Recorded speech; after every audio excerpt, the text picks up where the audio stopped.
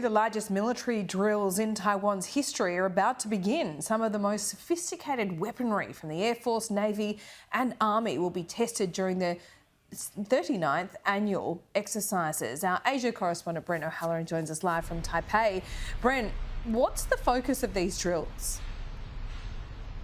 Well, this is a huge show of force to a powerful, threatening neighbour. This week's Hangguang exercise is an attempt to show Beijing that Taiwan is capable of mounting a fierce resistance. So over 5 days, there'll be Army, Navy and Air Force exercises around Taiwan's main island. The military will actually simulate an invasion with drills at various beaches.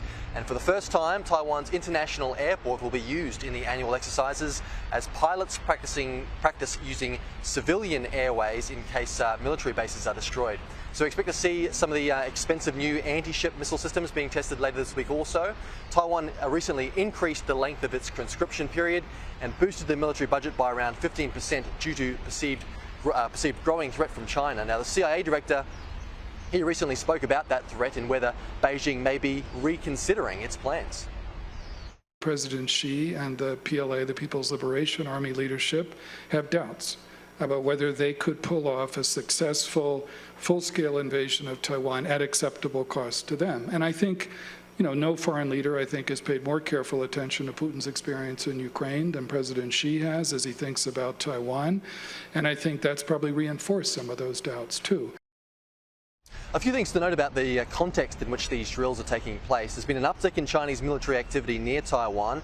On Thursday alone, 22 PLA planes were detected crossing the median line. There are also presidential and legislative elections 6 months away, and cross-strait relations, it's very much the main focus of the respective presidential campaigns.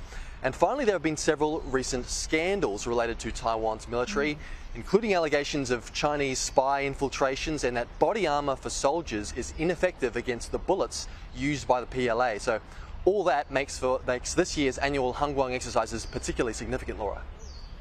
Yeah, and look, there's a bit of activity behind you still, but it's going to be very different a little later on today, isn't it? Yeah, the main focus of today is actually on the public's preparedness and practicing what to do in the event of an attack.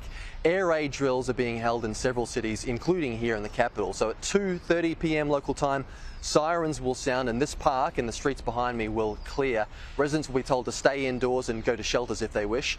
Taiwanese authorities have actually been carrying out inspections on the approximately 90,000 bomb shelters across Taiwan, and Sky News recently highlighted concerns around those shelters, some of which were constructed around half a century ago. So today, air raid drills are the main focus. Later this week, Taiwan's Air Force, Navy and Army will showcase their strength at a scale never seen before, Laura.